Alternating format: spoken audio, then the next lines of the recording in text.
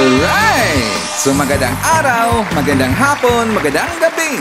Depende ho yan sa time zone ng ating lugar at sang sulok man tayo ng ating mundo. Sana sa mabuti tayo, nakalagayan at walang sakit-sakit ang lahat. Sa mga kababayan nating OFW at mga kababayan natin na nandyan sa Pilipinas, mabangpalang araw sa ating lahat. Okay, so mga kababayan ko, well, tuloy-tuloy lang tayo sa ating balita dito ng mga tamang balita at sagutin ang maling informations na ipapakalat ng mga fake news peddlers, ng mga anti-Marcos, lalong-lalo na ng mga kwanggol ng mga vloggers mga kababayan. Yes, dapat silang sasagutin. Bakit? Kasi paghahayaan natin sila na lagi pong naninira araw-araw kay PBBM at sa Marcos Administration sa katagalan mga kababayan, ang kanilang mga paninira ay maging totoo yan sa mata ng ibang tao. So dapat silang sasagutin kasi ang bagong Pilipinas, bawal po ang mga sinungaling. At syempre, kasama niyo pa rin si Sir Ivan, ang pinakabulol na vlogger sa balat ng YouTube, pero bibigay sa inyo ng mga totoo at mga preskong balita na kinukuha natin sa ating kapitbahay na social media. So magandang buhay sa ating lahat mga kabayan and a happy Tuesday sa ating lahat. Okay, so before tayo mag-start mga kabayan, well syempre as usual, i-check muna natin kung sino po yung nakapasok sa ating top 5 commenters doon sa ating last vlog.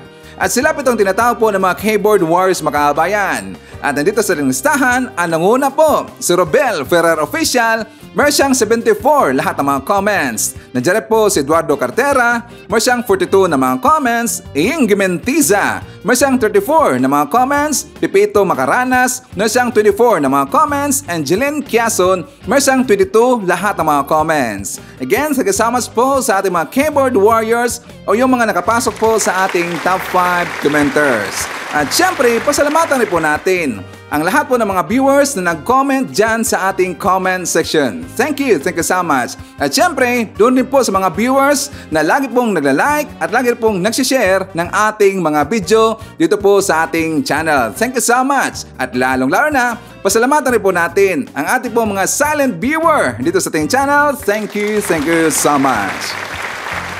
At syempre mga kabayan, i-acknowledge po natin ang ating po mga channel members. Nandyan sila si Eva Punsalan, Pusong Inami, Edmond Casteliejo, Barbara Butler, Leah Ann, Gold Digger, Samuel Membrado, Cosmo Defender, Peace Calante, Rosetta Ruel, and Bia Bibar.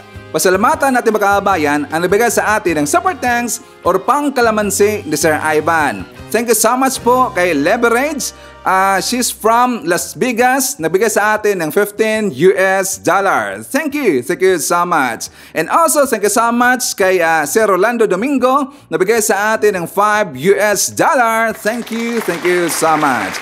At syempre, kasama rin po natin ngayong araw, yung lagi pong nauuna sa pag-message po o yung mga early birds natin. Nandyan sila si Chet Salabet, John Cabaluna from Barogo, Leyte. Hello po, I'm from Leyte, sir. Taga Leyte po si Ivan. Hi to Maria Medasiplon. Nandiyan rin po si Emmy Mapalad from Hong Kong. Hi Daras. Nandiyan rin po si Elsie Adaman, Noel Narcida, Pro Philippines, Joey Tebes, Leonardo Manansala, Esmar Cadurna.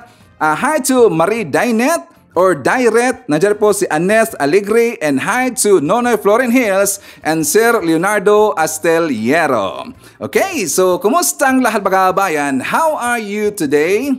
Of course, I'm hoping po na sana okay lang tayo ngayong araw at saka maganda ang ating aura ngayong araw mga kabayan. So good vibes na po tayo. So anyways, isa po sa ating pag-uusapan mga kabayan, kasi nga kahapon, the other day mga kabayan, di ba alam mo natin na nagkaroon sila doon ng rally, yung Peace Rally daw, doon sa Davao del Norte. Na kung saan mga kabayan, well syempre, ang kanilang point doon, ang kanilang goal doon, pagparesignin po itong si BBM. Wala naman kasi ibang goal mga kabayan ang mga rally, di ba?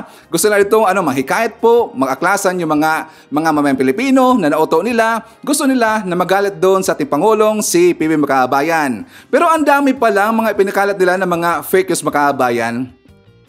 Yes, marami po. Lalong-lalo na, ito pong isang DDS na talagang kilalang kilala mga kababayan na talagang right hand ito ni Digong. At saka meron siyang programa dyan po sa SMNI na siya po ay isa po nagpapakalat ng fake news mga kababayan. Yes, fake news na fake news. Pero kahapon, meron siyang inilabas po na statement na kinurik niya mga kababayan. Pero siyempre, ang kanyang fake news na na po yun, kumalat na ho yun, at saka sinakyan rin po yun ng mga vlogger na mga DBS makabayan. So doon po sa kanyang fake news na ilabas po the other day, during po sa rally makabayan, where siyempre, napasama doon ating Pangulong si PBBM. Napasama kaagad. Pero kahapon, naglabas siya ng panibago po na statement makabayan, kinurek niya. Pero mamaya, sasagutin natin yan kasi nga galit na galit dito yung mga pro-Marcos makabayan, lalong-lalo na yung mga loyalista. And also, marami pong nagulat dito kasi nga lalo-lalo na yung mga DBS makabayan, nasaktan sila. Kasi nga, di ba, lagi sila itong kinokort, lagi sila nanawagan doon po sa Pinklawan or yung mga Dilawan na makipag-collab sa kanila makabayan. Gusto nila makipag-unit team doon po sa Pinklawan or yung mga Dilawan. Pero luckily, hindi sila pinagbigyan makabayan. Bangkos, ang mga Pinklawan at saka yung mga Dilawan kay PBBM po ngayon sumuporta makabayan. Di ba? Nakita ho natin yan. At saka mamaya, meron nga pala akong ipapakita sa inyo na isang statement po galing po sa isang Pinklawan na kung saan full support sila ngayon kay PBBM kasi nagustuhan nila yung foreign policy po ito ni PBBM, lalong-lalo na ang karakter po ni PBBM kabayan. Pero marami na pong nagulat kasi nga mismo na dito si ex-Vice President Attorney Leni Robredo makabayan, di ba napahayag na po dito ng suporta kay PBBM. Di ba nanawagan siya kahapon makabayan? Merong balita noon na kung saan kung meron daw siya ditong maitutulong sa gobyerno natin ni PBBM, handang-handa daw siya makabayan. So doon pa lang sumimplang talaga yung mga DBS. Sumimplang sila, sabi nila, ang kayong team na daw ngayon na mga pulahan na mga Marcos loyalist ay yung mga Pinklawan na makabayan. Well, syempre, alam ho natin, kasi nga nakita dito na mga Pinklawan na maganda po talaga at saka okay po yung tinahak po ngayon na daan ng mga ng Marcos administration makabayan. Kasi nga sa totoo lang, ayon po kasi ng mga Dilawan o mga Pinklawan, yung presidente po na mahilig po magmura makabayan at saka mahilig po dito mangalipusta po ng mga tao. Yan po ang ayaw nila. At lalong-lalo na, ayaw rin po nila ng isang presidente yung maraming pong pinapatay makabayan, katulad po doon sa Tukhang or AGK makabayan. Kasi nga yung AGK, hindi kasi yung dumadaan po sa due process. So walang due process makabayan. Doon po galit ito po mga Pinklawan doon po sa previous administration makabayan. Kaya ngayon po sa Marcos administration, nagpahayag sila ito ng full support po kay PBBM. And also pag-usapan po natin, kasi nga itong gunggong na ito pong si Pantaleon Alvarez makabayan, 'di ba? During po sa kanilang rally, na kung saan ito po ay nananawagan sa taong bayan daw at saka dinamay pa kaming mga Bisaya makabayan kasi sabi niya yung mga Bisaya daw outside sa Mindanao, nanawagan siya na magpakatapang na daw kami makabayan. Magpakatapang daw kami. Sabi niya, magkaisa na daw sila. O sila lang, ayoko sang idamay makabayan. Huwag nyo kaming idamay, Pantaleon.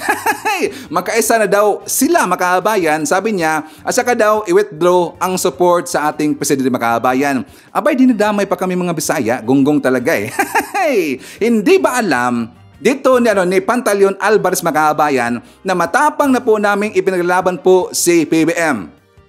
Ganon po kami katapang at matapang po kaming ipinaglaban dito ang katotohanan makabayan at lalong-lalo na matapang po nating ipinaglaban dito at idibang po ang kanilang mga kabulusdagang mga fake news makabayan. Hindi ba kami matapang niyan, Alvarez? Huwag nyo kaming idamay dyan sa makalukuhan ninyo. Huwag mo kaming idamay dyan po sa kabulukan ninyong pag-iisip kasi ang lagi nyong iniisip at lagi nyong ginagawa dyan sa mga rally, puro lang pag-aaklas. Lalong-lalo na, pag-usapan natin po yung ginawa niya doon sa AFP o sa mga military kasi nga inuudyukan niya makabayan na magalit doon kay PBBM. At saka inuudyukan niya dito na mag-withdraw daw doon sa kanilang Commander-in-Chief.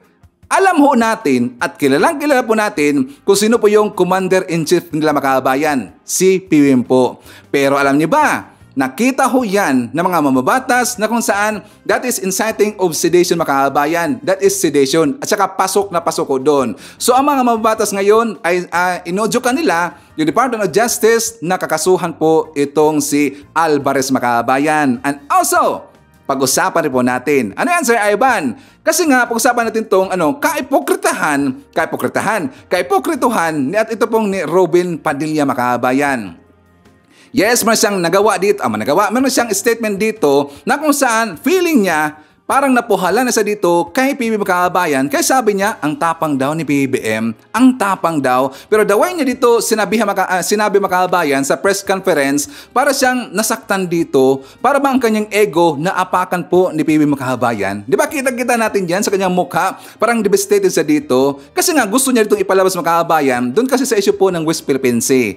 Na kung saan, di ba naalala ba natin, di ba ito pong si Binoy, sa panahon po ni FPRRD Makabayan, di ba ano siya dito, parang sumugod siya doon sa sa mga PCJ, sa CCJ or Chinese Coast Guard Makabayan. Kasi nga last year 2021, kung naalala ho ninyo, yung mga kababayan kasi natin, ng mga mangingisda, hinaras rin po ng mga Chinese Coast Guard Makabayan. At yan po nabalitaan po ni Binoy. So meron siyang inaction dito. Nag-action siya para nag-inartista Makabayan. Sumama siya doon sa mga PCJ sa ating Philippine Coast Guard at saka doon siya nag-inarte Makabayan. Kaya nga maraming nabudol doon kay Binoy Makabayan.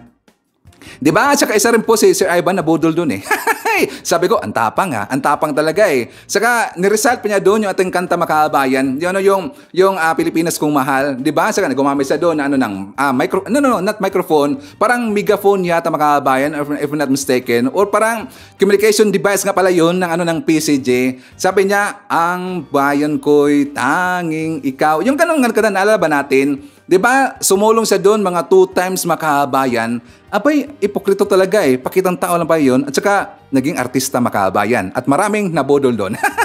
Mamaya, pag-usapan natin yan. At syempre, merong ipapakita sa inyo na isang dokumentary galing po sa mga foreign documentarist Makabayan tungkol po kay PBBM. Talagang mapapahanga kayo. At syempre, marami pang iba. Alam niyo po si Sir Ivan, marami itong binibitatan ng mga pasabog every time na maglalabas tayo ng mga bagong balita dito sa ating channel.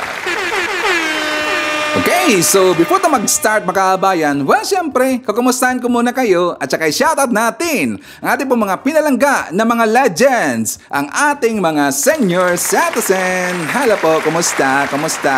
I'm hoping po na nasa maayos kayo na kalagayan. Kukumusta na rin Makabayan ang mga pinalangga natin na mga Marcos Loyalist.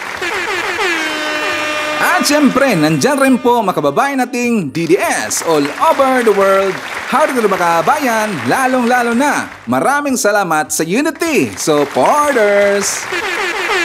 And of course, thank you so much sa ating mga turning viewers, sa ating mga supporters ng Sir Ivan, mga Suki Listing Channel, thank you so much. At maraming salamat sa mga viewers na hindi nag-skip ng ating mga commercials. Thank you so much. At syempre, welcome rin po natin ang ating pong mga new subscribers, mga bagong pasok Listing Channel.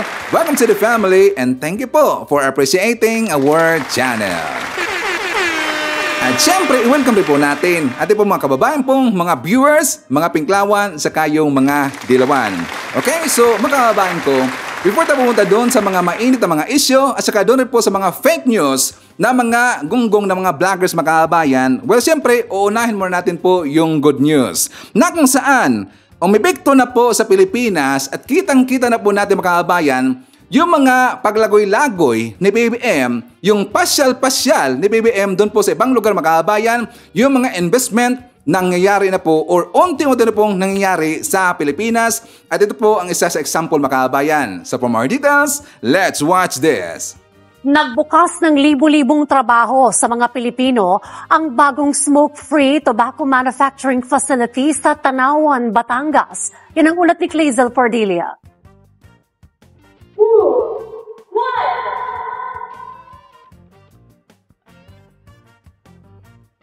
Binuksan na ngayong araw ang isang state-of-the-art manufacturing facility ng mga produktong tabako. Pinangunahan ni First Lady Liza Araneta Marcos ang inaugurasyon ng bagong pasilidad sa Tanawan, Batangas, na layong gumawa ng smoke-free o walang usok na produktong tabako na sumasabay sa demand ng mga bagong consumer. May lawak ang manufacturing facility na 12,000 square meters. 81% ng operasyon nito ay pinatatakbo gamit ang sikat ng araw. Pagmamay-ari ito ng isang American multinational tobacco company na namuhuna ng higit 8 bilyong piso sa Pilipinas. Ayon sa Department of Agriculture, papalo sa 1.8 billion pesos na halaga ng tabako ang binibili sa Pilipinas ng naturang kumpanya kada taon. Nagbibigay ito ng higit 4,000 trabaho sa mga Pilipino. Inaasahang darami pang magsasaka ang magkakaroon ng tiyak na hanap buhay sa pamamagitan ng bagong manufacturing facility. This is a testament to the Philippines' status as one of the leading investment destinations in the world under the Marcos administration. The quality of a tobacco in Philippines is getting better and better. And we're also thinking about start using Philippine tobaccos in the smoke-free products. They require even better quality, consistency, etc. But I believe the farmers, the tobacco growers in Philippines can deliver on that quality. Sa ngayon ay 35% ng kinakailangang tabako ng mga kumpanya sa bansa ang kayang punan ng lokal na magsasaka. Sa kabila ng El Nino, tiwala ang National Tobacco Administration na mahigitan ang 42 million kilograms na produksyon ng tabako ngayong 2024. Target din palawakin ang mga taniman ng tabako. Sa area sa Maguindanao, Bukidnon, as far as those areas. Cotabato, Buanga, doon yung mga areas na target.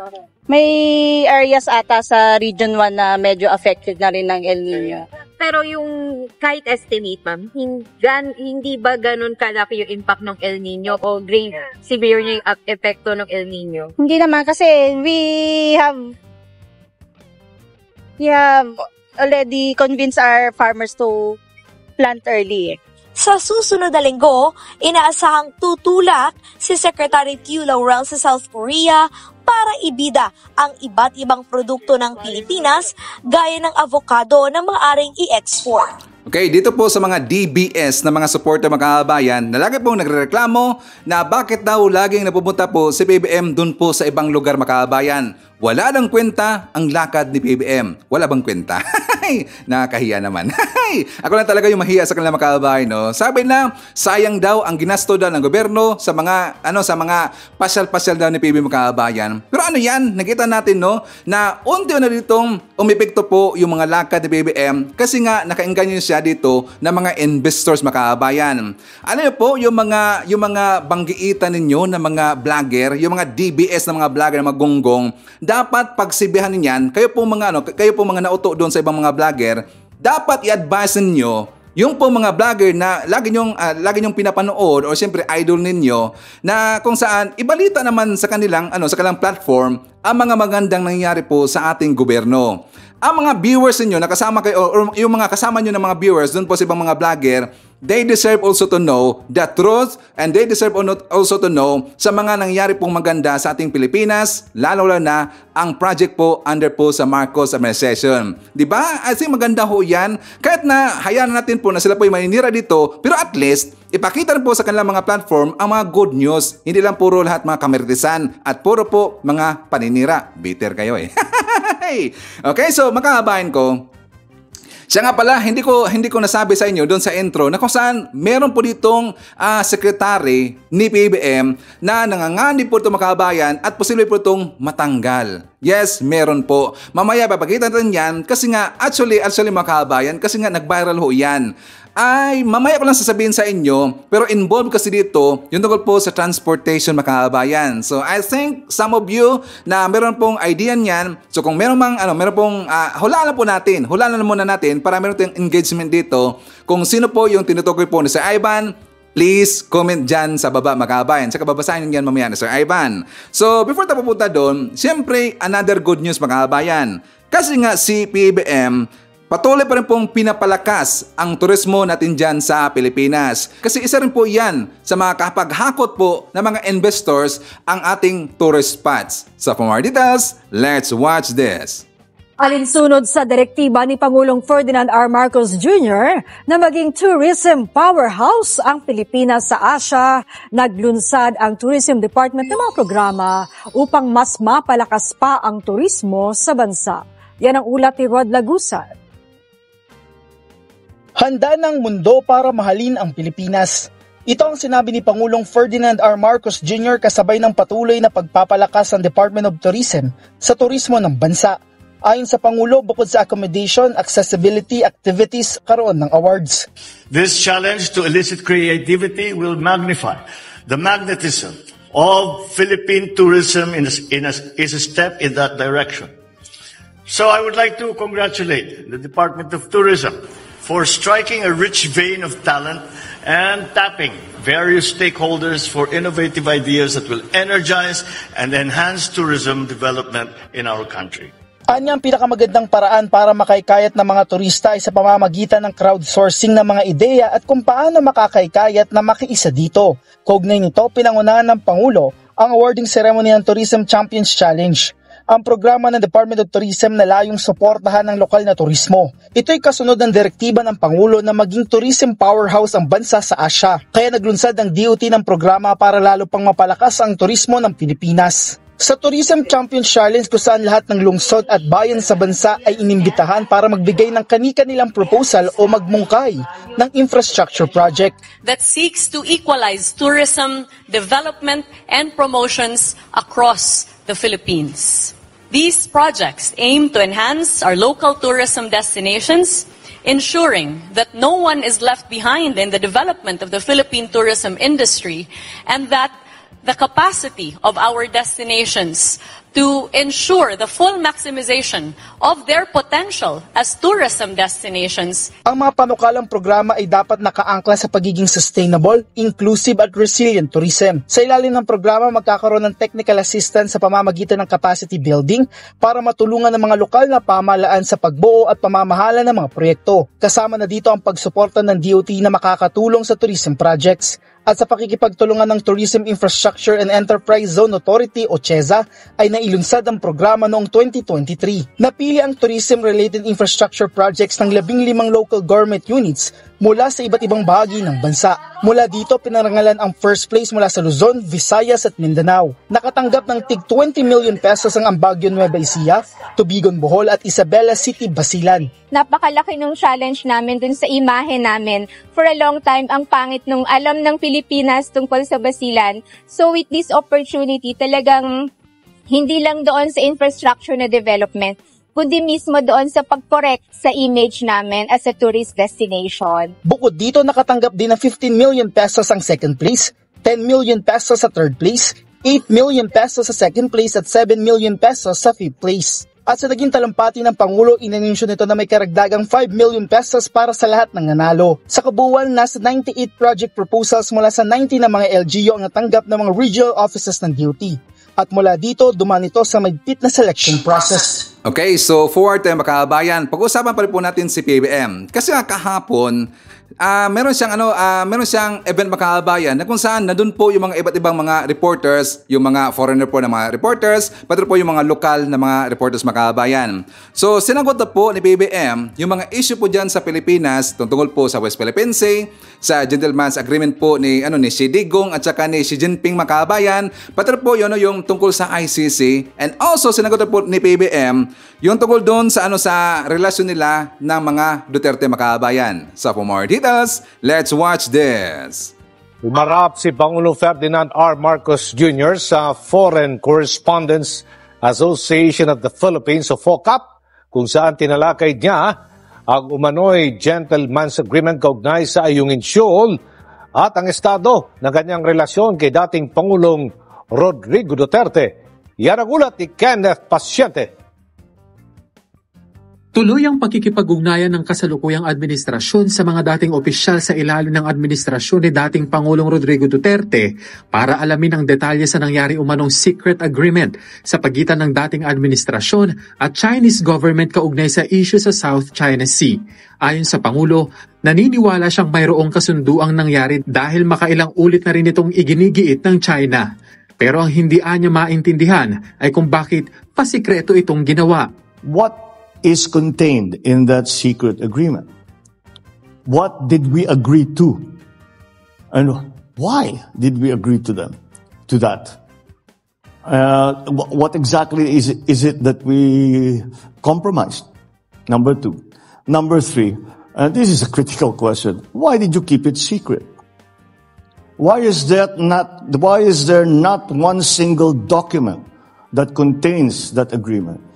Why is there not one shred of evidence that can show that this agreement exists? Why, when the transition period between the previous administration to this administration, did no one mention a secret agreement? Ayon pa sa Pangulo, masyado pang maaga para sabihin na may liability nga si dating Pangulong Duterte sa naturang issue.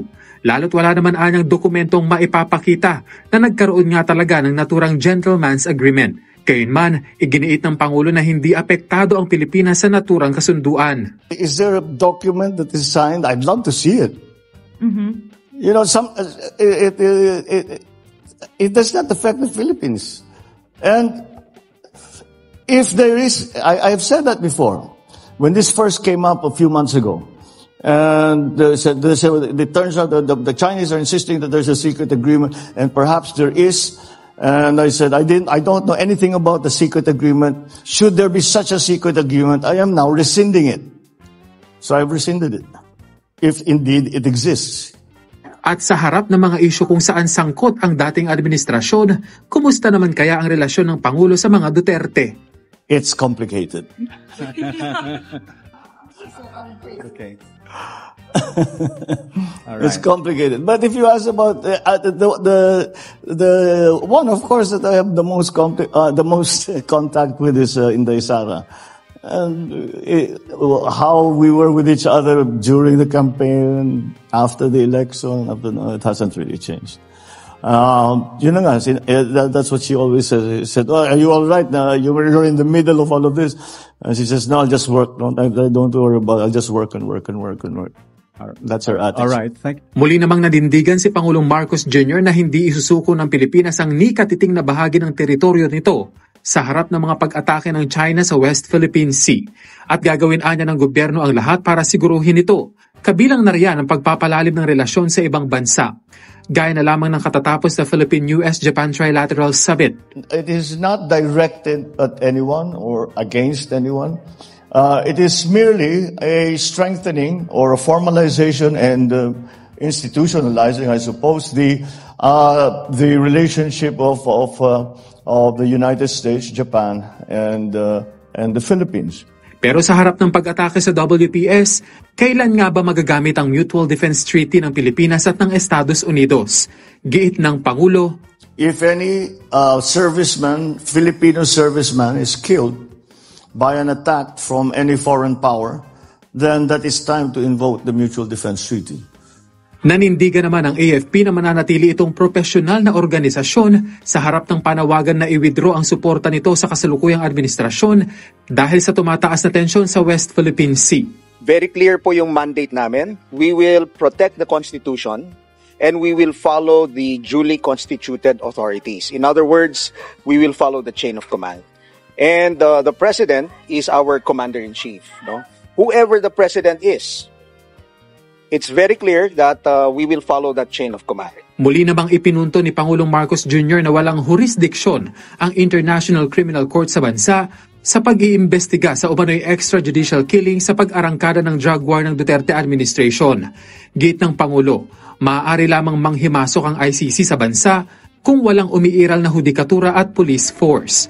Bagay na anya'y maliwanag na mayroon ang Pilipinas. We have a judiciary. The Chief Justice, former Chief Justice, sitting right here. He will explain to you how healthy and robust and how active the judiciary is. The police force, I think, the same thing. So that is the reason. It is not. We are well within. We are well within international law when we take the position of not recognize the jurisdiction of ICC in the Philippines. At kung mag-issue man ng arrest warrant ang ICC laban kay dating Pangulong Duterte, giit ni Pangulong Marcos Jr. We don't recognize the warrant that they will send to us. So that's a no? That's a no. Kanina dumalo ang Pangulo sa ika-50 taong anibersaryo ng Foreign Correspondents Association of the Philippines o FOCAP. Dito binigyang diin ng punong ehekutibo ang commitment ng pamahalaan sa pagprotekta sa kapakanan at seguridad ng mga mamamahayag. Along with the stance is our collective goal of protecting the welfare and lives of journalists. This administration remains committed to bringing justice to the members of the press who were slain in the line of their noble duty. Rest assured that this government, through the Presidential Task Force on Media Security, is always on top of ensuring a safe environment for media practitioners in the country. Kinilala din ni Pangulong Marcos Jr. ang mahalagang papel ng media sa lipunan, lalo na sa panahong naglipa na ang disinformation at misinformation. So nung nakita ho yan na balita makabayan ni Jason Sa, nakita ho yan ni KLC, nakita ho yan ni Hitad, alam nyo makabayan, nilagyan na ng caption na mga bayaran daw yung mga mainstream media na pumunta doon sa event makabayan. Kaya daw, sabi nila, kaya daw itong mga mainstream media tahimik daw sa mga ipinag-iingay dito ni Hitad makabayan. Mga bayaran daw.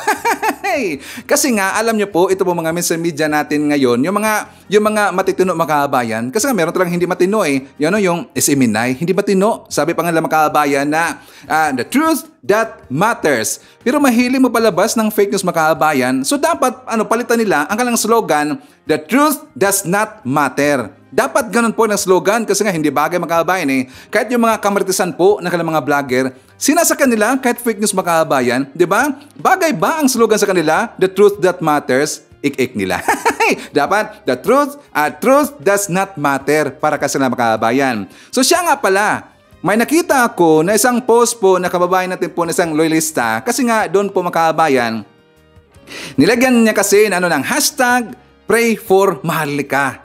Pray for Maharlika na makabayan kasi nga meron pong post doon si Maharlika na kung saan siguro baka nalipong, baka siguro iba yung pakiramdam makabayan nandun sa gilid. And yun, pinagsuran po ng kanyang kaibigan na post doon sa kanilang Facebook account, pray for Maharlika. Nagkasakit makabayan, na-stress eh. Nagka-stress siya kasi hindi po sinakyan ang kanyang mga pasabog makabayan. Pasabog daw eh. Yung pasabog niya walang kwenta eh. Hindi umepekto dito kay PBBM. Walang kwenta ang mga pasabog makabayan. Kahit yung pasabog nila na PD Alex, yung pasabog nila na bangag daw sa PBBM, gumagamit na ng polboron, at saka hanggang bumalik sila, nag-reply sila makabayan, doon po sa issue po na merong extraction issue, doon po kay Efelisa makabayan. Naku sa mga gunggong talaga eh. Extraction, kidnapping daw yun. Lalong-lalo na ito pong si Glencho makabayan, kidnapping daw yun. Hindi ba niya alam, ibig sabihin po ng extraction makabayan? Diba na-topic na natin yan dito kung ibig sabihin po yung extraction. Kasi daw si Efelisa, may siyang ipinakidnap daw na mga bata doon po sa may Europe mga kabayan. Sabi niya, extraction, kidnapping, gunggong. Hindi ba niya alam na ang meaning po ng extraction? In military term mga kabayan, yung extraction is to secure a personnel or to secure a person in a dangerous situation makabayan or dangerous environment. Yan po ibig sabihin po ng extraction. I-secure po makabayan yung tao pong nanganib doon po sa kabilang lugar, kaya nga ilagay na doon sa mga safety po na environment makabayan. Yan po ang ibig sabihin po ng extraction. Sa kanila kidnapping na kagad, gunggong talaga eh. Para itong nakakaawa itong kanilang mga viewers makabayan, nakakaawa talaga, ito pong kanilang mga followers, inuuto nila kaagad. Hindi kasi alam po nito mga followers nila ang ibig sabihin makabayan, hanggang bumalik sila doon naman po sa presyo ng bigas makabayan. Kasi nga walang effect po yung mga panawagan po dito ni Vic Rodriguez, panawagan to ni Hitad, tungkol po na sa drug test makabayan, kasi yan po ay binaliwala lang po ng ating Pangulong si PBBM. So saan sila bumalik? Doon po sa bigas makabayan. At dito, isasampal natin, bakit si Ivan? May ebidensya tayo, last 2018 makabayan. Last 2018, sa panahon po ni Digong makabayan, ang bigas, alam nyo ba, umabot na po ng 80 pesos makabayan, 80 pesos. At ito po ang ating ebidensya. Ang presyo ng commercial rice doon pumalo na sa hanggang 80 pesos kada kilo. Ang problema, wala nang mahanap na NFA rice sa mga pamilihan. Kaya naman alternatibong pantawid gutom ang prutas na marang na panahon ngayon at ang pyutho na gawa sa kamuting kahoy. Buto 10 piso, pati marang 10 piso. Yan ang kaya nang bili ng mahirap. Naghihingalo na rin ang supply ng NFA rice sa Bontoc Mountain Province. 54 na sako na lang ang natitira sa warehouse na may kapasidad na 12,000. So, masyadong maluwag. Pwede kang basket. Aalog-alog na rin ang NFA warehouse sa Lawag City sa Ilocos Norte kung saan 2 araw na lang daw ang itatagal ng nakaimbak na bigas kung hindi darating ang inaasahang supply mula sa La Union. Sa Nueva Ecija, 7,000 pa ang nakareserbang sako ng NFA pero mahigit 4,000 rito, binukbok at isinasa ilalim sa fumigation. Tapos na rin i-fumigate at pinayagan ng idiskarga sa Tabaco Port sa Albay ang sako-sakong binukbok ng bigas galing Thailand. Pero ang tanong, ligtas kayang kainin? Ang tanong, nagreklamo ba sila kay Digong Makabayan? Diba? Yan ang malaking question. Kasi nga, ang issue po doon sa paano po kay Digong Makabayan, pilit nila kasi yang tinatakpan. Nagreklamo ba sila? Kay PBM po na time, ngayon po na time Makabayan, umaiyak na sila ngayon na merong 60 pesos or yung pinakamakataas, I think 70 pesos po na na presyo ng bigas Makabayan. Nag-iyakan na kaagad. Pero sa panahon po kay PRRD, kay FPRRD, hindi sila umiyak doon, hindi sila nagreklamo doon na umabot po ng 80 pesos per kilo yung bigas Makabayan. Nanggunggong talaga di ba? So dapat alam ninyo ang nangyayari. At baka sasabihin ninyo, siyempre Sir Ivan, pandemya yan Ang pandemya 2020 po nag-umpisa Makabayan. That is January 30, 2020, if I'm not mistaken, doon po nag-umpisa po yung pandemya. 2018, wala po pong pandemya. Pero bakit po nakaganyan po yung presyo po ng bigas Makabayan? Diba? Mga haters? In your face. So anyways, suwerte Makabayan. Kasi nga, dito na po tayo sa isa pong paninira nung last rally sa Davao del Norte Makabayan, yung pong inilabas po ni KLC or ni Crisette Laurita Cho, isang #1 po na famous peddlers na mga DDS Makabayan. Kasi nga yung yun po ay isang text message from Lorraine Badoy Makabayan. Naalala niyo po na sabi po ni Lorraine Badoy na tinanggalan daw ng security si FPRRD yung mga militar Makabayan. Pinol out daw ng isang presidential advisor diyan po sa Eastern Mindanao yung mga military, which is secretary daw yun ni FPRRD Makabayan. Pinol out daw. Siyempre, nung nakita ho yan na mga DBs, mga vlogger, magunggong talaga kasi nga paniwala sila doon po sa post po ni Crisette na kung saan galing po yun kay Lorraine Badoy Makabayan na tinanggalan daw ng security itong si FPRRD. Siyempre, pinag-ingay sila kaagad at saka ipinasama nila kaagad ang Marcos admin or si PBM Makabayan. Pero alam niyo ba, kahapon, meron siyang follow-up po na post itong si Lorraine Badoy Makabayan. Alam niyo ba ang sabi niya? Sabi niya, correction! It's not true that Presidential Advisor for Eastern Mindanao ordered the pull-out of army from Maisog Rally. Tingnan yung gunggong na yan. Sabi po niya, the earlier report was relayed to us by the army, but what they meant was army band. Hindi po yung army na Makabayan, army band lang pala yung mga banda. And Sir Leo did so out of security concerns. Mea culpa. Alam niyo ba yung mea culpa Makabayan? That is Latin word. Di ba Latin word ho yan? Ang ibig sabihin, it's my fault in English. Mea culpa sa Latin, in English, it's my fault. So doon Makabayan, dapat early pa, pinalo-upan niya kagad po yung balita na yan. Na kung saan, kasi ang iniisip po dito na mga DBS na mga vlogger, mga supporter, para pa po magalit doon kay PBM, na ang pinulat daw yung lahat po ng mga military na security po ni FPRRD Makabayan.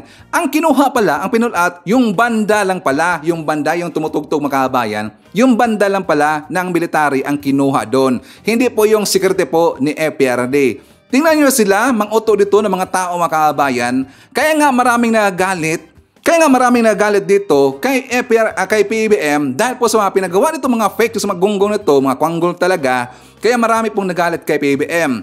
Yan po ay lang mga pakanalan nila, mga black propaganda sa Marcos administration para marami itong magalit po at mag-aklasan dito po kay PBM. Kaya nga marami itong nakikita po na PBM resign Makabayan. dahil po yan sa kagawan po ng mga fake news na mga gunggong na yon. Di ba? Dapat lang sila, kasuhan talaga mga kababayan eh. Dapat kasuhan talaga eh. Baka siguro, ito pong si Lorraine Badoy, tinawagan po ng military mga kababayan na fake news po ang kumalat na kanyang post. Okay, so forward tayo.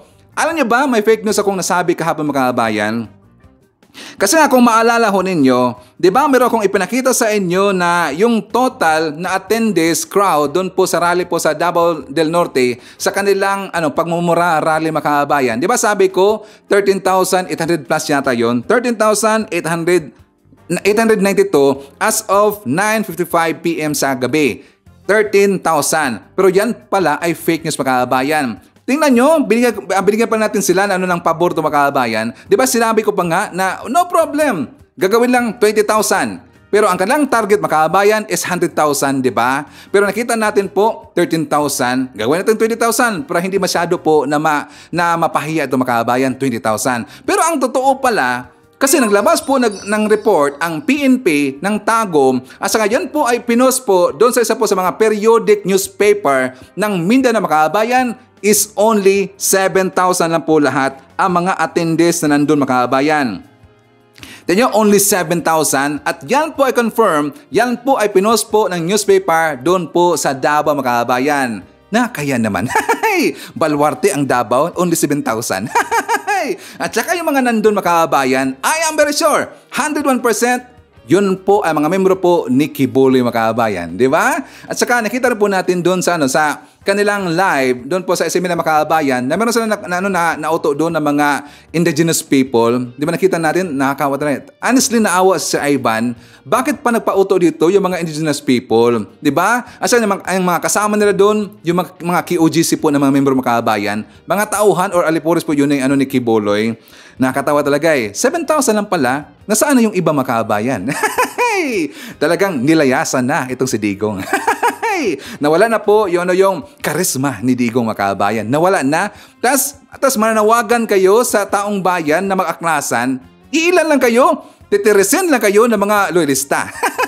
Ang loyalista, ang dami. At hanggang ngayon, solid pa rin. Diba? 7,000 lang pala. Nakakatawa talaga eh. Ang sarap ng mga kababayan, no? Ang sarap talaga mang-asar. Kasi sabi nila, at doon po sa mga gunggong po ng mga vlogger, ang dami lang mga kababayan, 400,000 daw. 400,000 na mga mukhain ninyo. 400,000, only pala 7,000. So anyways, for the mga kababayan, pag-usapan na natin po itong si Pantaleon Alvarez. Kasi nga, talagang malilintikan dito itong si Alvarez kasi nanghihikayat sa dito na mag-aklasan at saka hinihikayat na dito yung AFP na mag-withdraw na po ng support kay PBM Kabayan. That is against the law talaga. Bawal na bawal ho yan. At kami pang mga Bisaya, outside daw sa Mindanao, hinikayat niya makabayan na magpakatapang daw na mag-withdraw ng suporta doon kay PBM. Bakit naman kami mag-withdraw po ng suporta kay PBM? Inakita ho namin na magaling po ang presidente natin si PBM. Bakit naman kami sasama ito kay Alvarez? Sino ba siya? Para kami po ay diktahan makabayan. Gunggong talaga eh, di ba? In behalf of the Bisaya outside the Mindanao, huwag tayong mapapauto doon po kay Alvarez. Gunggong yun eh. Ipaparinig ko muna sa inyo mga kabayan. For more details, let's hear this. Pag sumabog ang gulo sa West Philippine Sea, there will be countless of dead bodies. There will be unimaginable destruction. Famine, hunger, mangyayari po yan. Kanya bago mangyari lahat, nakikiusap ako sa inyo. We don't have to hurt each other. We don't have to fire a single shot. Simple lang, sa mapayapang paraan, please withdraw your support to the Chief Executive. Di ba? Hindi ba yan kabulustugan mga kabayan? Hinikayat niya, yung ininganyo niya yung mga AFP na mag-aklasan po at saka mag-withdraw ng support do kay PBM. Bawal na bawal ho yan, mga kabayan. Pero alam niyo po, nakita natin dito na naglabas po ng statement yung spokesperson po ng AFP, mga kabayan. Ang sabi dito, AFP solid ang suporta kay PBM. Ayon po ng AFP, the AFP reiterates its unwavering commitment to professionalism, loyalty to the Constitution, and strict adherence to the chain of command. Yan pong sabo po, yan po ang sabi ng spokesperson po ng AFP na si Colonel Francel Margaret Padilla, makabayan. So at least good news po. Nakita natin dito na hindi sila may kinig doon po sa mga ngaw-ngaw, mga daldal po na magunggong na yun, yung mga merong personal na interest, makabayan. Kasi nga mga pinisigaw na doon sa pagmumurarali, wala lang iba kasi ang gusto nila mag-resign si BBM at iluklok po sa posisyon bilang presidente yung si BP Sara, makabayan. Bagay ba si BP Sara? Nakatawa naman. Okay, so dito po na nagpahayag rin po yung mga ibang mambabatas, makabayan. Ang sabi dito ni Representative Johnny Pimentel, sabi niya, the remarks of the former speaker are uncalled for. That is tantamount to an act of sedition or rebellion. Ang sabi ba ito, mga kababayan, sa iba pong mga kababayan natin, DOJ urged to investigate and file charges against former Speaker Pantaleon Alvarez. The response to the seditious statement should be the immediate filing of a criminal case so that the move to incite people, including the military, to rebel against the government will be nipped in the bud. Yan pong sabi po ni Camiguin Representative Jordan Jesus Romualdo, makabayan. Sino bang agree dito na dapat kasuhan po itong si Pantaleon Alvarez, makabayan? Please raise your right hand or comment down sa baba, mga kababayan. Sino agree dito na dapat kasuhan po itong si Alvarez? Okay, so before na magpunta, mga kababayan, sa ibang balita, isa-tamar natin. Nandyan po si Sir Leonardo Celiero, Marilyn de los Santos, si Yoni Rosario, nandyan po si Adelfa Salgado, Flor de Risa Sorio. Nandyan po si Cole Yumas from Singapore, Robert Simbrano, Price Gasul, Monflower. Nandiyan po si Infinite Streams TV, hi to Lucky 7, Yuki, Antonio Payos, Dave Gamer, 101 Legend, hi to Teresa de la Cruz, Rose Guibara. Nandiyan po si Merjane Tan, Angelita Holsanger, John Wick, Butch Stella, Rales Carlinga, and Rosa Centino. Okay, so aside pa po, mga kababayan, sa ibinalita ko mga earlier, doon po sa ating intro, diba sabi ko, nagpahayag na po dito ng suporta po si ex-Vice President Attorney Leni Robredo, makabayan. Handang-handa siya tutulong dito sa gobyerno natin kay PBM kasi nakikita niya maganda po to ang tinatahak po na daan ng ating current po na gobyerno, ang Marcos administration, makabayan. So handang-handa po tutulong dito si Leni Robredo. At nagpalabasin po ng statement ang isa po sa kilala na mga vlogger po ng mga pink clown, makabayan. Ito pong itong nangalan po na si I Love Cats and Coffee. Kilala ba natin? Pero kilala ito ng mga pink clown, makabayan. Ang sabi niya, I used to dislike PBM because I was scared that he will resume the martial law and take away our freedom like his father did. I was actually disappointed when he was elected as the new president of the Philippines. But it all changed when he showed humility by sending flowers to the grave of the Aquino, my hero. I felt his sincerity there. He once again showed humility for not stealing the credit to the finished project for our late and former President Noynoy. I had been watching his actions since then. I'm happy how our justice system is improving as it was at its worst during the 6 years of nightmare in the Duterte's dictatorial regime. I couldn't thank him more for defending our sea and sovereignty. He is fighting for our country, so I would say I love the current president of the Philippines now. More power to President Bongbong Marcos, kakamping. So ito po siya isang kilala po na vlogger na mga kakamping makabayan. So dito nakikita natin po na napahayag na sila dito ng suporta ang mga kakampings ng makabayan kasi nga sinabi ko na sa inyo na gustuhan nila ito ang pulisiya po ni PBM. Included po yung mga ibang mga matitino po na mga DDS makabayan. Siyempre, asal pa po sa mga lolista, maka-Marcos, yung ibang mga kulay makabayan, yung mga maka-Isnguman, yung ibang itong mga kakulay iba, nagsuporta na po dito kay PBM. Pero dito, ang ka-unit team po ni PBM, yung mga DBS, maggung talaga, gusto po nilang pabagsakin po ang gobyerno natin, gusto po nilang pabagsakin po si PBM, kasi ayaw nila na unlad po ang Pilipinas under po sa Marcos administration makabayan. Mapapahiya kasi sila, di ba? So thank you nga pala po sa mga pinklawan na napahayag na ngayon ng suporta po sa aming Pangulong PBM, ang ating presidente po. Okay? So for the makabayan, sa intro, sinabi ko, di ba, meron pong kabinete, meron pong isang sekretary na mamimiligro dito na posible po ditong matanggal po sa pwesto makabayan. Sino yan, Sir Ivan? Siya po si MMDA Secretary Romando Artes Makabayan. Bakit? Anong dahilan?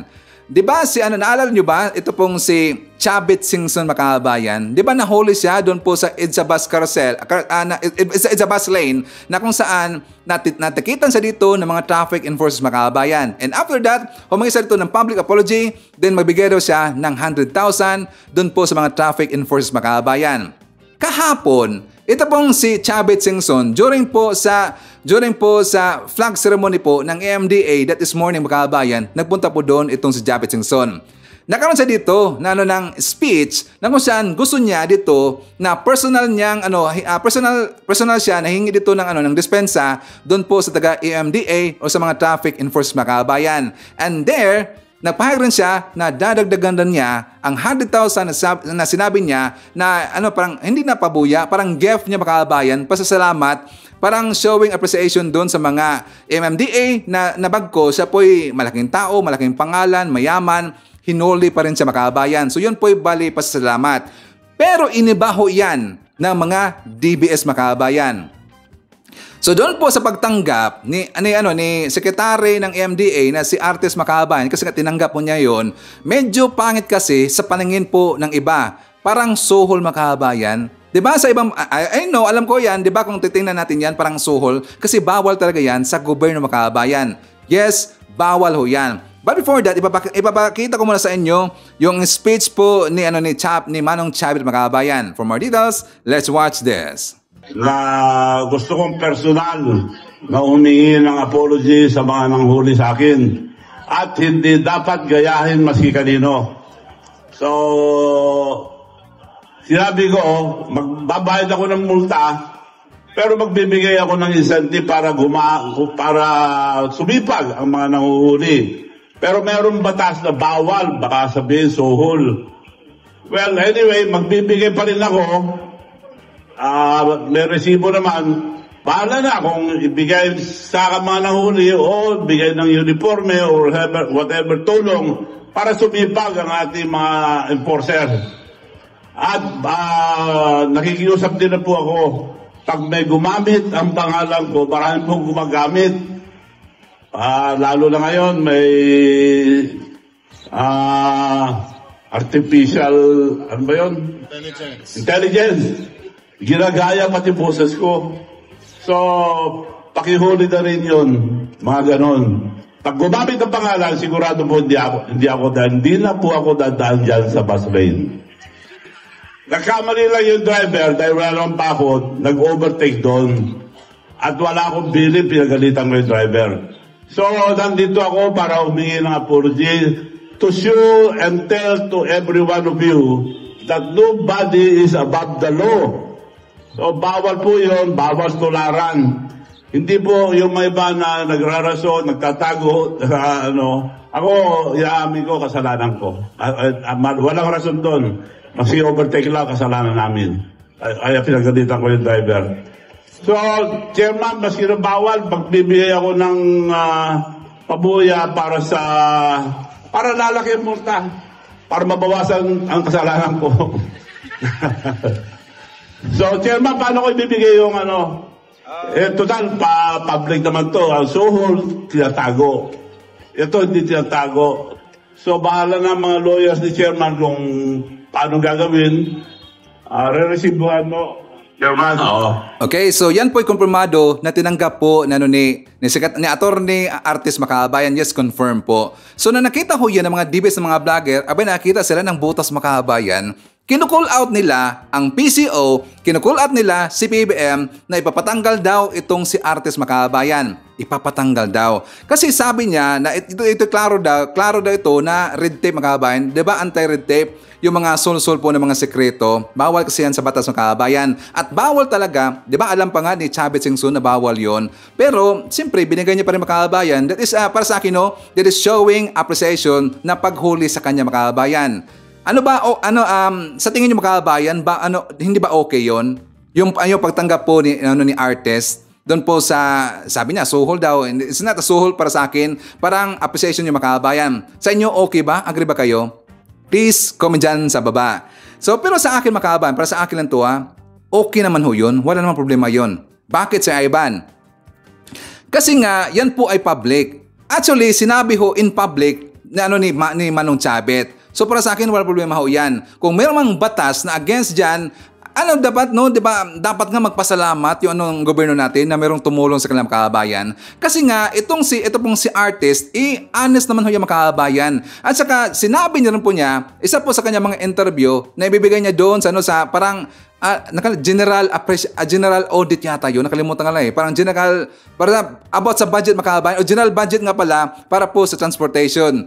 Ibibigay niya doon. Hindi naman lang ibubulsa yung Makabayan o direct po doon ibibigay po sa mga sa mga enforcers. So para sa akin okay lang yun, walang problema ho yun. Pero siyempre, dahil nga nag-ingay po itong mga DBS, meron pong ino-point. Ito pong si Duterte Makabayan, siya po yung commissioner diyan po sa CSC or yung Civil Service Commission Makabayan. So for more details, let's watch this. Sa pananaw ko po, I used to be with the Office of the Ombudsman sa Batas po 6713 bawal. Naibigay na kanina ni dating Ilocos Sur Governor Chavez Singson sa Metropolitan Manila Development Authority o MMDA ang 200,000 pesos na reward money na ibinigay nito kasunod ng pagkakahuli sa kanyang sasakyan matapos na dumaan sa EDSA busway noong nakaraang linggo. Ayon kay Singson, ibinigay niya ang pabuya sa MMDA bilang pasasalamat at pagkilala sa magandang performance ng mga traffic law enforcer na ani talagang nagpapatupad ng batas. Gusto kong ipakita na nobody sa Magdalo. Nagpunta ko rin yung humihingi ng patawad at asahan nyo, hindi nyo na ako mahuhuli ngayon. Gayunman ipinaliwanag ng Civil Service Commission na labag sa batas ang ginawang pagtanggap ng MMDA sa 200,000 pesos na reward money mula kay Singson. Ayon kay Commissioner Lizada, sa Department of Budget and Management lapang dapat na nanggagaling ang General Fund na ginagamit ng mga ahensya ng pamahalaan at hindi tama na tumanggap ng anumang kabayaran bilang pabuya ang government offices. Meron po tayong Republic Act 6713, Section 7, Prohibited Acts and Transactions, Section 1, title. Ito ho ay ang Code of Conduct and Ethical Standards for Public Officials and Employees. So ang Section 7 po, sinasabi, and I'd like to read it, solicitation or acceptance of gifts. Public officials and employees shall not solicit or accept, directly or indirectly, any gratuity, gift, favor, entertainment, loan, or anything of monetary value from any person in the course of their official duties or in connection with any operation being regulated by or any transaction which may be affected by the functions of their office. Dagdag pa ng CSC Commissioner, bagaman mabuti ang intensyon ng pagbibigay ng pabuya ni Singson, maaaring hindi umano alam ng MMDA na ipinagbabawal ito ng batas. Kung marami hong magbabiolate, ay magbibigay ho sila ng pera kasi nagpapasalamat dahil hinuli sila at anong gagawin ay i-deposit sa GF. So try to imagine there will now be another source of money coming in na dapat hong hindi. Kasi po, sila po ay bayad na, yung mga enforcers, bayad na po sila ng taong bayan. Bayad na po kami ang aming sweldo ng taong bayan. And you do not have to reward us for doing our work.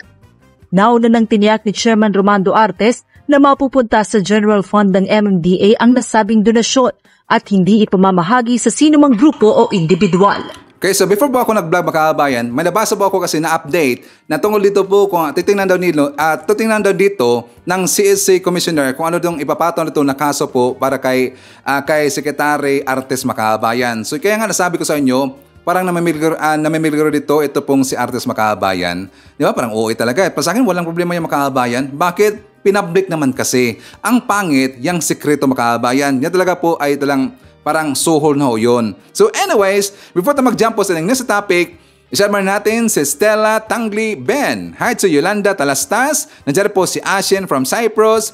Biyahe ni AJTV from South Korea. Roy Miranda, Nasim Stores. Nandiyan po sila si Jomari at Dondon. Hi to Margarita Alunar from Singapore. Hi to Nida Wibretz from Germany. Nandiyan po si Abdul Rafiq Lopez from Jeddah, KSA. And hi to Evelyn Garcia and John Kuan and Rosalind Nishimura. Okay, so pag-uusapan na po natin ito pong si Robin Hood mga kababayan. Kasi nga napaka-ipokrito talaga. Kasi daw, yung desisyon daw ni PBM dyan po sa West Philippine Sea, napakatapang na mga kababayan. Napakatapang daw. So, hindi niya nagustuhan. Siguro, ang sa isip niya, dapat siya lang ito ang matapang mga kababayan. Kasi nga, di ba, last 2021, meron nga inilabas nga yan na statement po o nagsalita yang si Robin Hood mga kababayan. Kasi nga, hinihikayat niya yung kababayan natin na kung saan sabi pa niya dito, kung talaga pong matapang kayo, sumama kayo sa akin. Tayo ay maging milisya.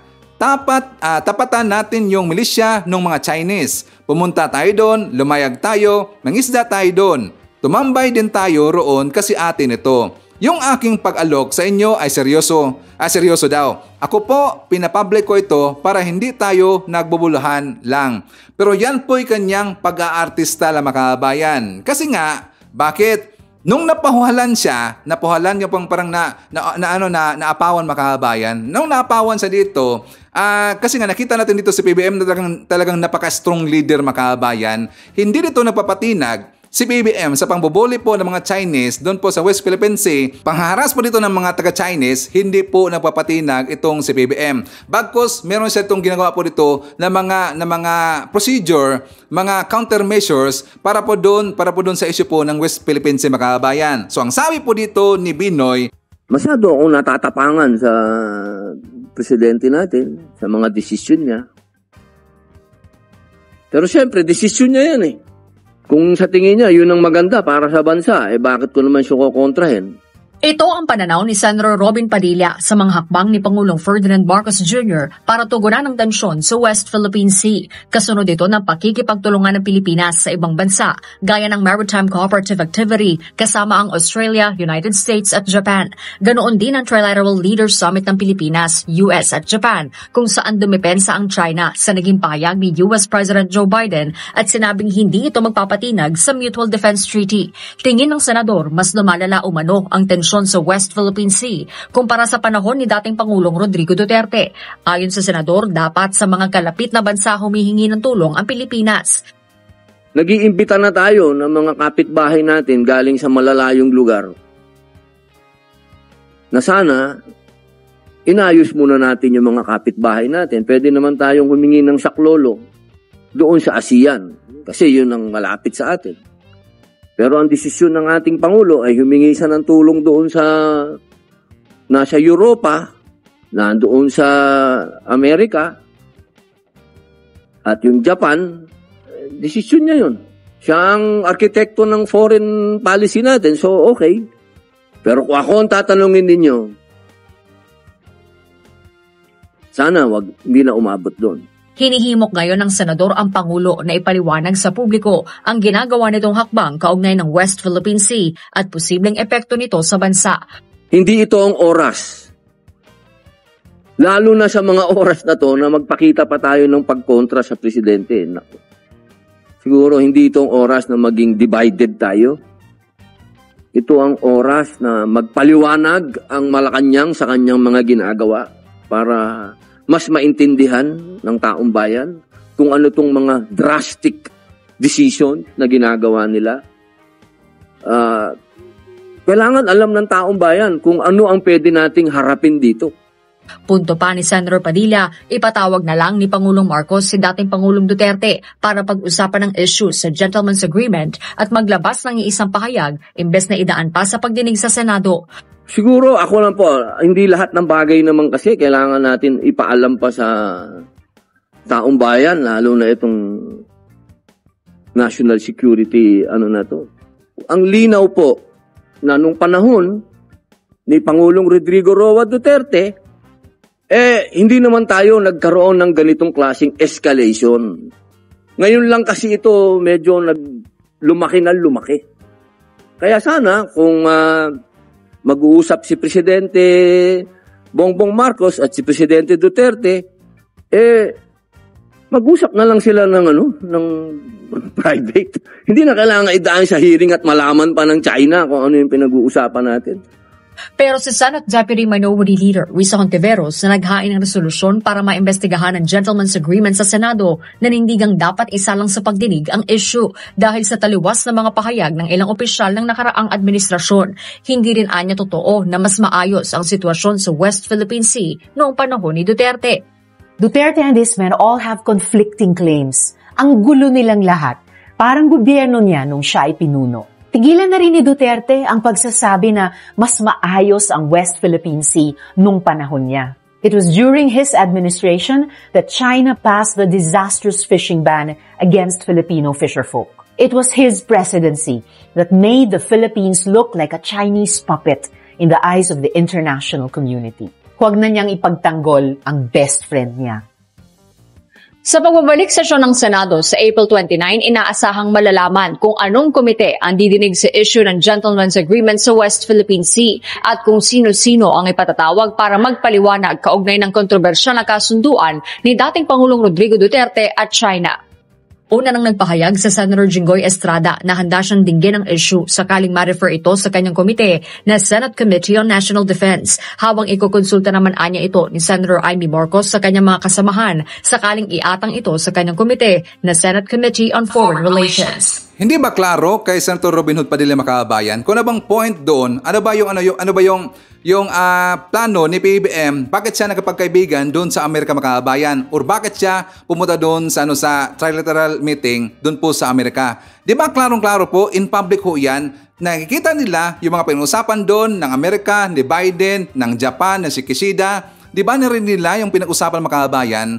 Ang point po doon ni PBBM kung bakit siya pumunta doon Makabayan, unang-una para po malakas ang ating relasyon doon po sa Amerika at saka sa Japan Makabayan, para po doon sa bandang mga Europe, 'di ba? And secondly, para po 'yun sa ekonomiya natin. Kasi nga makakuha doon investors si PBBM. 'Di ba? Nakita natin po yung Google, pati yung iba po ng mga giant tech po na kumpanya na kung saan aabot po sa $100 billion ang ma-invest po ni PBBM. At saka yan po maiepekto this year, Makabayan, within this year. So yun po ang point. Bakit pa kinukul out niya si PBBM nitong ni Binoy na pagpa-explainin daw niya na kung ano ba ang punot doon, ano ba ang point doon ni PBBM kung bakit siya doon po nakapag-aliado sa Amerika Makabayan at saka sa ibang mga bansa, Japan at saka doon sa Europe. Bakit daw hindi po dyan po sa Asia? I know ang kanyang point Makabayan. Ang gusto niya na makipag-aliado tayo dito lang po sa China.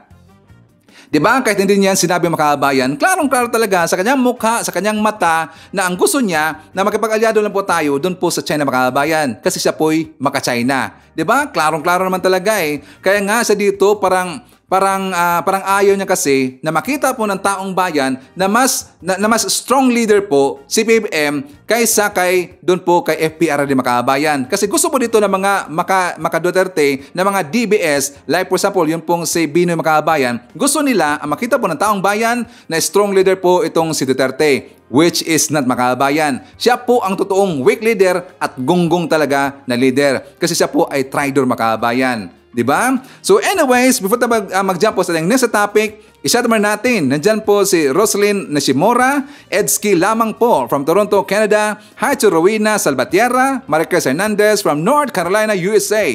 Nandyan po si Pipito Macaranas, Kulot TV from South Korea, and hi to Elina Gilua. Okay, so ipapakita ko sa inyo mga kabayan, yung ginawa po na documentary tungkol dito kay BBM na kung saan kung bakit daw, ito po ang rason kung bakit po mahal at saka gusto po ng ibang leader ng leader po ng ibang bansa itong si BBM. So for more details, let's watch this. Have you ever wondered why many presidents and prime ministers love Ferdinand Marcos Jr. as the current Philippine president, except Xi Jinping? Let's delve into the early political career of Marcos Jr. and his rise to power. Marcos Jr., fondly known as Bongbong, was not just born into a political family, he was born into a legacy. But his rise to power was not merely a matter of inheritance. This man carved his own path. Starting his political journey as a vice governor, Bongbong quickly displayed a knack for leadership.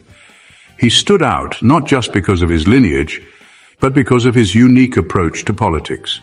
His strategies were innovative and inclusive, making him a popular figure among the masses. Bongbong's focus on domestic issues was another factor that set him apart. While international affairs are important, he understood that the heart of a nation lies within its own borders. He prioritized the needs and concerns of his people, tackling everything from economic reform to social justice. This homegrown approach to leadership won him not just local admiration, but also the respect of many global leaders. However, Bongbong's rise was not merely a result of his political strategies or his focus on domestic issues. A significant part of his appeal lay in his charismatic leadership. He possessed an ability to inspire and motivate, a trait that is both rare and powerful. This charisma, coupled with his political acumen, made him a force to be reckoned with on the global stage. But charisma and strategy alone do not make a leader.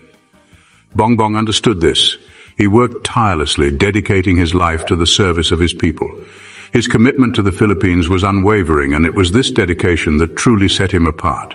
As Marcos Jr. rose to power, he quickly gained international attention and support. But his journey to the top was not without its challenges, and one particular global leader remained unimpressed. But that, my friends, is a story for another time. So why do so many global leaders admire Bongbong Marcos Jr.? Perhaps it is because he embodies the qualities of a true leader: charisma, strategy, dedication, and a focus on his people. Stay tuned to find out more about his impact on the international stage. As Marcos Jr. rose to power, he quickly gained international attention and support. But why have so many world leaders fallen for Marcos Jr.'s leadership, you may ask? Well, the answer lies in the unique blend of diplomatic skills, focus on international relations, and his uncanny ability to maintain peace and order in the Philippines. Let's start with his diplomatic skills. Marcos Jr. has shown time and time again his knack for fostering relationships with leaders of various nations. He's known to be a pragmatist, someone who can set aside differences and work towards a common goal. This has allowed him to create and strengthen partnerships that benefit not just the Philippines, but also the countries involved. Now let's delve into his focus on international relations. This is not just about being friendly with other countries, it's about understanding the complex web of international politics and using it to the advantage of the Filipino people. Marcos Jr. has demonstrated this understanding and has used it to secure deals, aid, and support for his country. But what really sets Marcos Jr. apart is his ability to maintain peace and order in the Philippines. He's shown that he can handle crises and conflicts with a calm demeanor, ensuring that his country remains stable in the face of adversity. This has earned him the respect of many world leaders, who see in him a reliable partner and a beacon of stability. Of course, it's not just about the admiration of world leaders. The Filipino people themselves have seen the benefits of his leadership. Under Marcos Jr., the Philippines has seen substantial economic growth, improvements in infrastructure, and a decrease in crime rates. These achievements have not gone unnoticed by the international community, further cementing his reputation as a leader to be admired. So there you have it. Marcos Jr.'s diplomatic skills, focus on international relations, and ability to maintain peace and order have won him the admiration of many world leaders. It's not just about being liked, it's about being respected and trusted. And Marcos Jr. has proven that he is more than capable of earning such regard. Indeed, Marcos Jr. has proven himself to be a leader admired by many across the globe. Yet there is one notable exception to this international admiration: Xi Jinping, the leader of China. As we delve into this anomaly, it's important to remember that international relations are often a complex web of alliances, feuds, and strategic interests. Xi Jinping's lack of admiration for Ferdinand Marcos Jr. is not necessarily a personal slight, but more likely a reflection of the geopolitical dynamics at play. Let's take a closer look at this. One of the major sticking points between the Philippines and China is the ongoing territorial disputes in the South China Sea. This volatile issue has been a source of tension for many years, with both nations asserting their sovereignty over the disputed areas. Marcos Jr., following in his father's nationalistic footsteps, has been unwavering in his stance that these territories belong to the Philippines.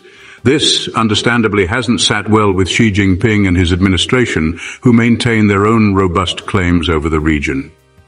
Furthermore, it's worth noting that Marcos Jr.'s leadership style differs significantly from that of Xi Jinping. Marcos Jr. champions a more democratic model of governance with emphasis on civil liberties and free markets, traits often associated with Western democracies.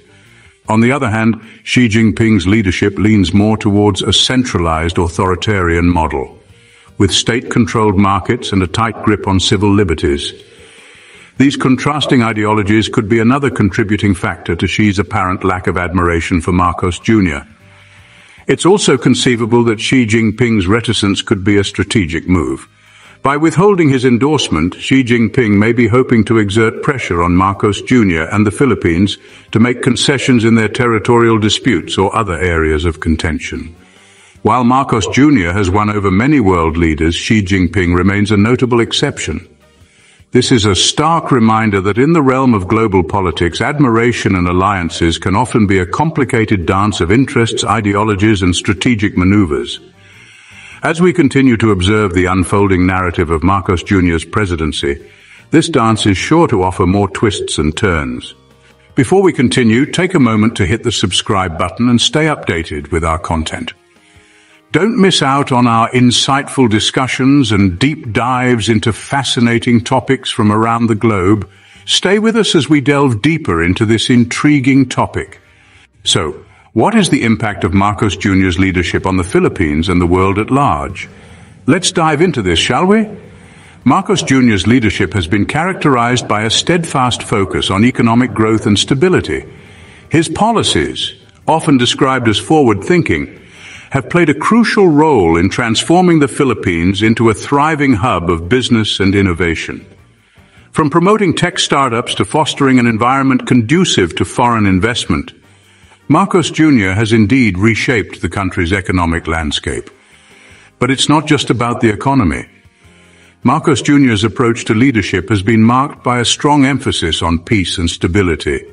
His administration has worked tirelessly to maintain harmony, both within the Philippines and in its relations with other nations. This has resulted in a more peaceful and prosperous Philippines, a country that stands as a beacon of stability in a world that is often fraught with conflict. On the international stage, Marcos Jr.'s leadership has been equally impactful. His emphasis on diplomatic relations and international cooperation has fostered a sense of mutual respect and understanding among nations. He has managed to strike a delicate balance, maintaining the Philippines' sovereignty while also recognizing the importance of global collaboration. This nuanced approach to international relations has earned him the admiration of leaders around the globe, with the notable exception of Xi Jinping. But why is this? What sets Marcos Jr. apart?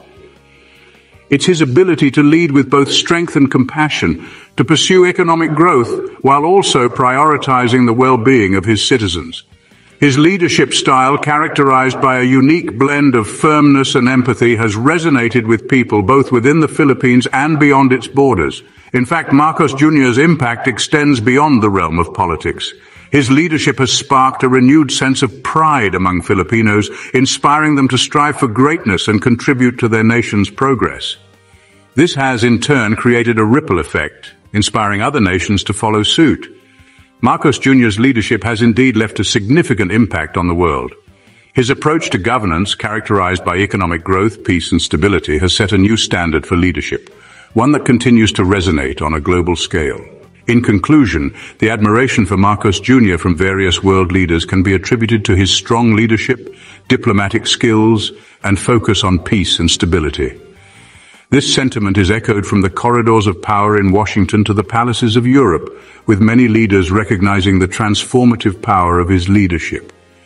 Throughout our exploration, we've seen how his pragmatic approach to politics, his commitment to economic growth, and his unwavering dedication to the welfare of his people have endeared him to his international counterparts.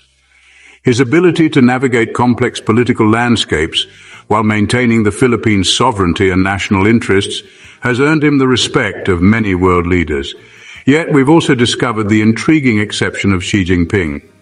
We uncovered the complexities of their relationship, dissecting the intricate dynamics of geopolitics and national interests.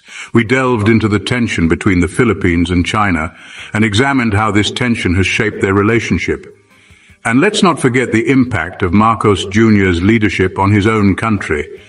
We've seen how his policies have propelled the Philippines forward, fostering a sense of national pride and ambition. His leadership has not only shaped his country's future, but has also influenced the global stage. As we wrap up, let's remember that understanding the dynamics of global politics is a journey, not a destination. It's a continuously evolving narrative shaped by individuals like Marcos Jr., who strive to make a difference in their countries and beyond. Buti pa yung British na documentarist makabay, no? Maganda pagkagawa niya yung narrative niya dito kay PBM. Kilalang-kilala niya makabayan. So yan po ang rason kung bakit nagustuhan at minahal po ng mga lider doon sa ibang bansa makabayan, ito pong si PBM. Agree ba tayo doon po sa documentary makabayan? Please comment dyan sa baba. Sa babasahin niyan mamaya ni Sir Ivan. At syempre, yan po ating mga nakalap ng mga balita ngayong araw. Kung nakaabot ka po sa portion na to, sana nakapag-like na ho tayo. Libre po ang mag-share, libre din ang mag-subscribe. Again, maraming salamat sa mga viewers na hindi nag-skip ng ating mga commercials. Thank you so much. At before natin tatapusin ating programa ngayong araw, sana sabayan nyo si Sir Ivan para sa ating live messaging prayer. Panginoon, nagising kami ngayong araw at sinimulan ang isang bagong araw na may panalangin at pasasalamat. Ngayong araw, naway pangunahan, tulungan at pagpalain ng Diyos ang lahat ng tunay na nagmamahal sa Panginoon. Naway ibigay ng Diyos ang kanyang karunungan sa ating puso at isipan upang matuto tayong makilala kung ano ang mabuti at kung ano ang masama at kung ano ang nakalugod sa Diyos at kung ano ang kasuklam-suklam sa Kanya. Akayin mo kami na masundan ang daan ng Diyos, matakot sa Diyos at iwasan ang kasamaan, at maging mga taong nagpapasaya sa Diyos. Idinadalangin ko ito sa ngalan ng Panginoong Hesukristo. Amen. So maraming salamat mga kababayan, and I hope to see you again on my next video.